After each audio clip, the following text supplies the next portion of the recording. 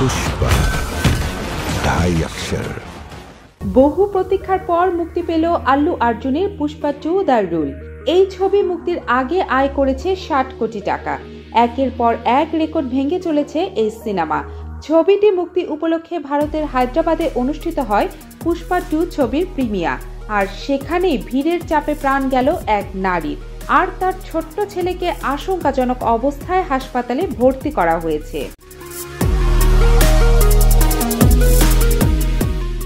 একবার প্রিয় নায়ককে সামনে থেকে দেখবেন, এমনটাই ছিল ইচ্ছে, কিন্তু সেই ইচ্ছেই যে প্রাণ কেড়ে নিবে তা আন্দাজও করতে পারেননি হায়দ্রাবাদের সেই নারী।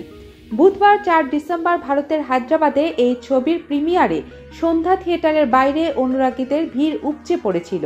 ভিড় সামলাতে গিয়ে হিমশিম খাচ্ছিল স্থানীয় পুলিশ। আরও বেশি ভিড় হয় যখন থিয়েটারের সামনে এন্ট্রি নিলেন দক্ষিণী তারকা আল্লু অর্জুন। তাকে সামনে থেকে দেখতে গিয়েই অনুরাগীদের মধ্যে শুরু হয় উত্তেজনা। এই পরিস্থিতিতেই পদপৃষ্ঠ হয়ে মৃত্যু হয় 39 বছর বয়সী এক নারীর।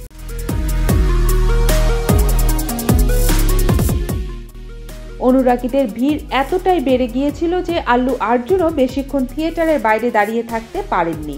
দ্রুতই থিয়েটার ছাড়েন তিনি।